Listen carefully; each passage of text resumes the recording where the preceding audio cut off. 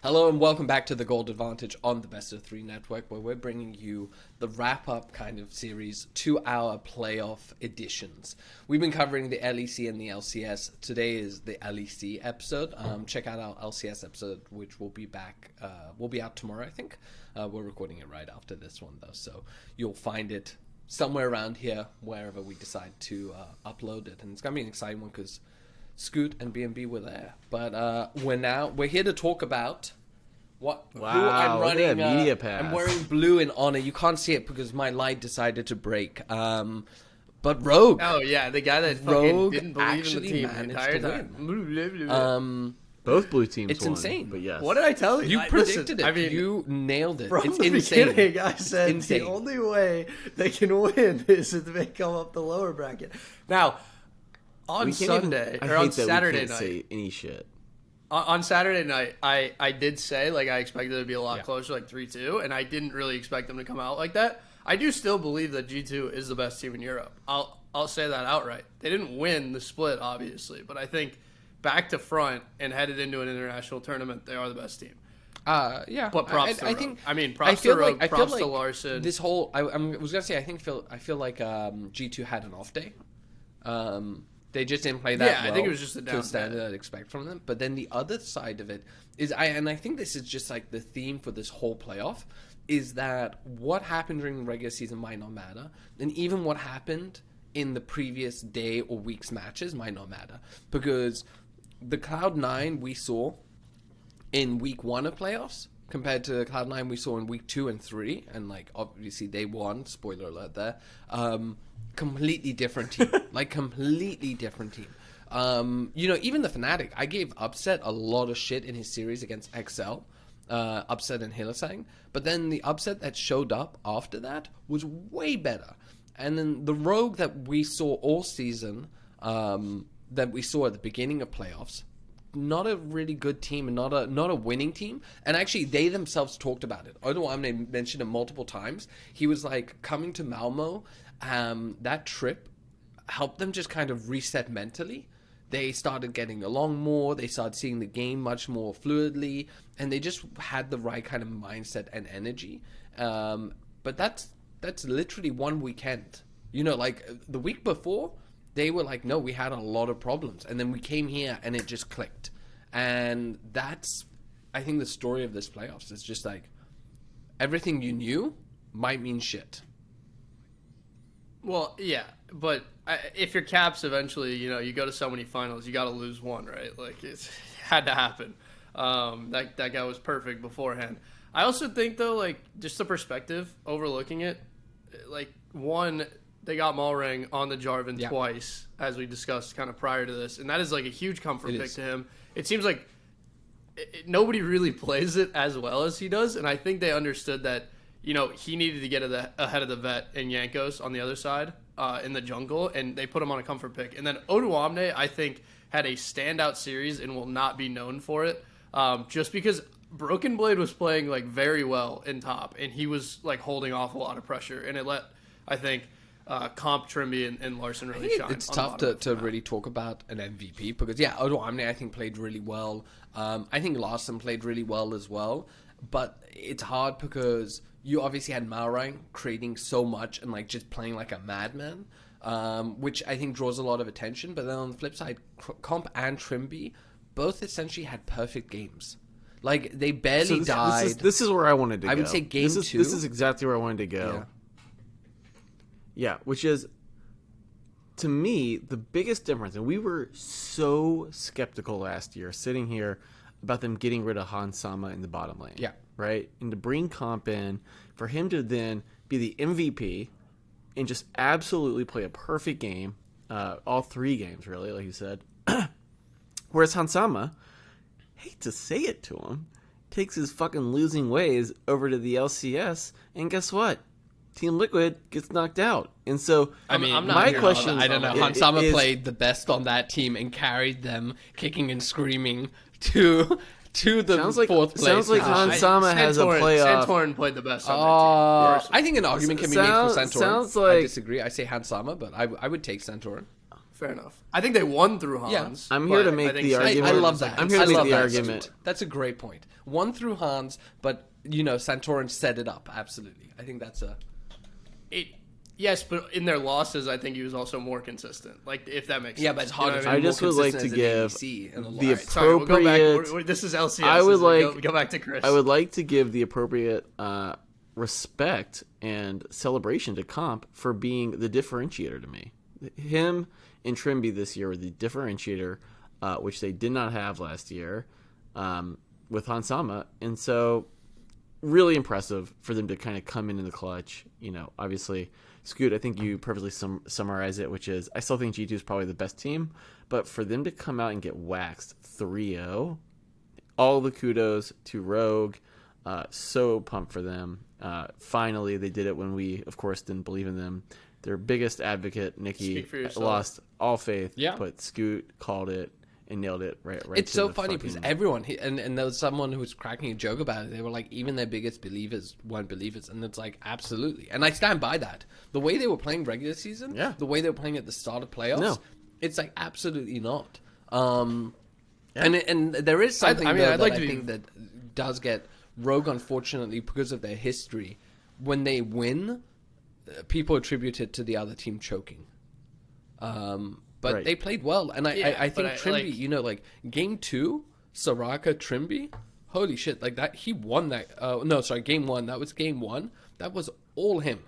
The Kalista, Soraka. A lot of teams weren't ready to play against Soraka. But like the way he was using Kalista ult to go in, re-engage, get out, heal quickly, silence. Like I game 1, he's the MVP. But then you look across the series, and it's that sort of thing. It's like, if a support plays perfectly, it enables the ADC to play perfectly. Do you give the MVP to the ADC? And I think either of them. I think on Rogue it's hard. You can say it across the board.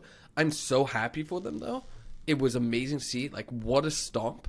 I also wonder now, is this like going to be a tipping point for Larssen and Odoamne?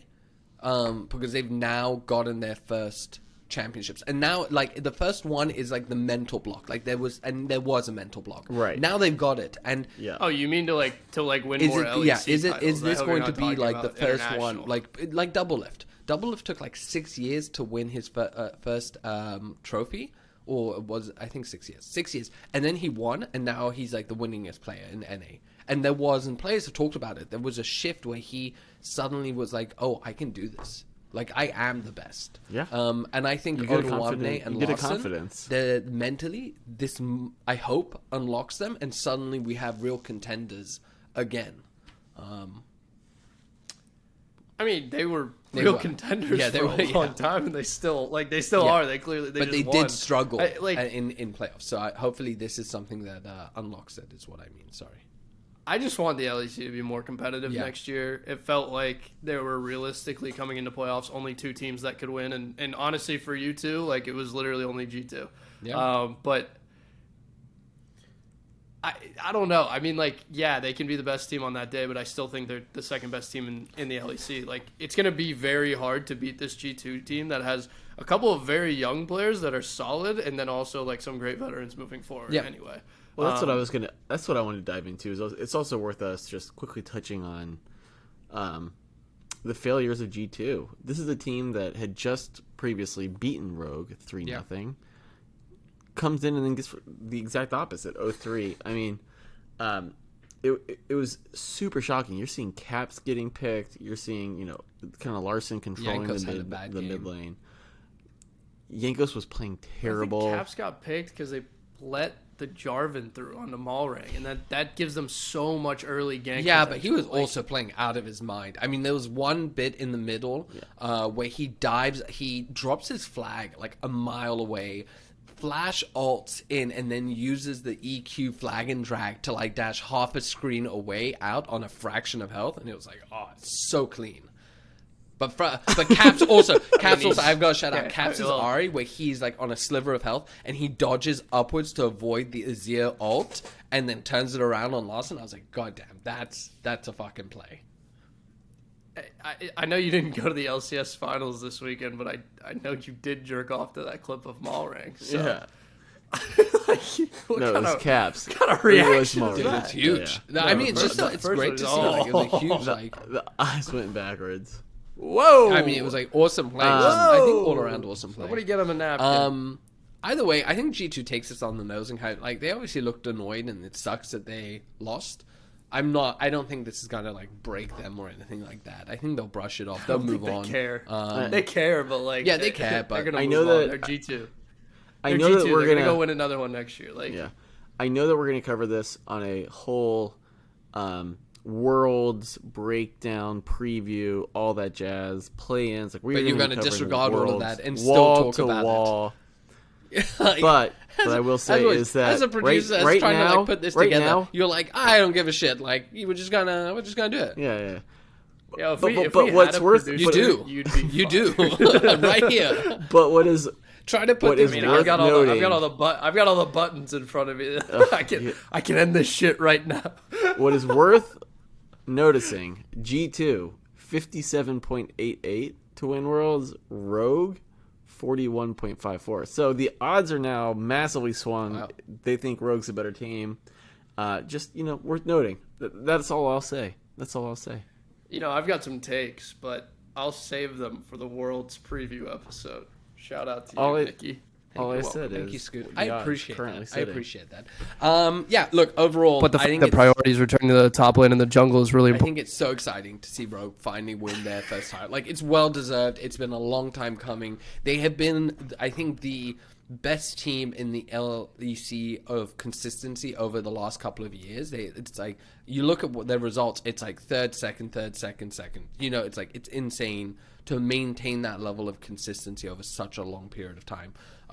What is it, 3 or 4 finals they've reached in a row?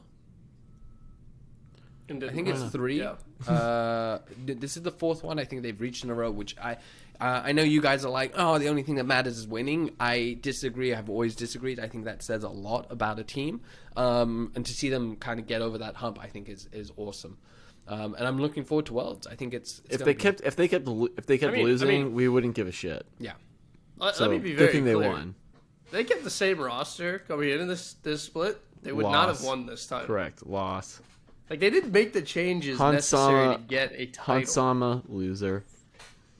But it didn't look as pretty in the regular season. I actually think I would actually say bigger. I think Kong You know. played great, and he impressed me in spring. So I'm not surprised by his performance. I actually Super think the impressive, bigger though. issue was Inspired, and he's talked about it. He's Yeah. talked about it. He's like, oh, you won here. Why didn't you win in Europe? And he's like, they wouldn't listen to my calls. But there's definitely an edge of ego to Inspired, valid or not. we saw an interview. Oh, he He has a little yeah. bit of an ego. It's pretty Yeah. funny. They were like, "How does it feel to win MVP in 2 regions?" He was like, "Good." And that Yeah. was it. That's the only question anyone asked. I think he's. It was awesome. He has that, so I And can they asked what the understand score how was he gonna might be. rub some people the wrong way and cause some friction in a team. And I it's not he's a bad player, but there's a time where it doesn't click anymore, and so it's great to see his success in North America and then their success in Europe. And I don't know, we'll see. We used to have a name for that called doing an octane, but He's also champion. It's rough Tell me for what, you. there's only- Everyone you hate is winning. There's only one former I love EG. Rogue player that didn't win, and that would Yeah. be Hans. And apparently So- he's coming back to oh, Europe. and who fucking called He's that potentially shit out? No, you didn't. Well, I mean, they can't afford that didn't. roster for another season. He's apparently looking to come I back fucking to did. Europe Call him and a go loser. to Carmen Core, who didn't Vitality. win, with Rekkles, who is apparently coming back to the LEC. Also, have you heard this? Have you heard this Koi Rogue name change? Yeah. It That's sounds old pretty news. sick. What is Yeah, I it? know, but can you imagine those jerseys? Could be good. Could. The They're gonna be what? pretty fucking awesome. They're becoming Koi Rogue. Koi has bought 40% of the Rogue LEC spot, and so they are going to share Hmm. names and build the roster out. So it's going to be interesting next year. Koi Rogue FTXCrypto.com. Buy bid exchange. Exactly. We love it. Brought to you by the Best of 3 Network. Thank you everyone for the support over playoffs. As you've noticed, we've kept it split. We thought it was a little bit easier to digest. We'll probably I think maybe keep that for next year. Going into Worlds, we're going to be covering everything, so stay tuned. Next week, we'll be covering the play-in groups, kind of bets, looking into, some of the future bets and so on.